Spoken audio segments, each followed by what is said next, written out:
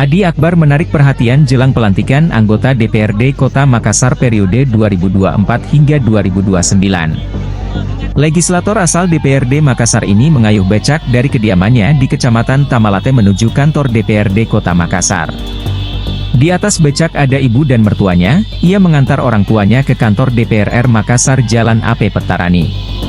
Selain itu, Adi Akbar nampak tampil merakyat. Ia menggunakan kaos berwarna oranye bertuliskan PKS. Penampilannya semakin sempurna saat ia menggunakan sandal jepit masuk ke kantor DPRD Kota Makassar. Ia juga diantar iring-iringan motor oleh kurang lebih 200 konstituennya. Adi Akbar merupakan pendatang baru di DPR Makassar. Ia memimpin perolehan suara terbanyak dengan 6.664 suara di Dapil Makassar 5. Dapil Makassar 5 yang meliputi Kecamatan Mariso, Mamajang dan Tamalate, Mamarita, didominasi pendatang baru. Adi Akbar merupakan owner dari Rumah Makan Bone Tamparang yang sudah memiliki 8 cabang di Kota Makassar.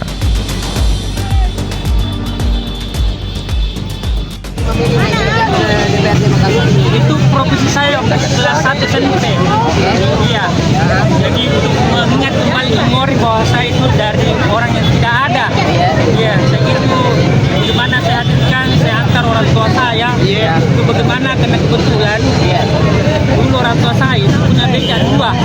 Iya, dan saya yang jalankan itu. Makanya supaya jadi bahan renungan bahwa saya.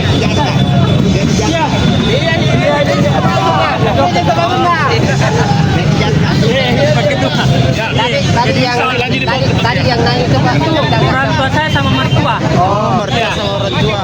Iya. Ini dari mana ini? Ada P5. Jadi Akbar. Tadi jalan dari mana Pak?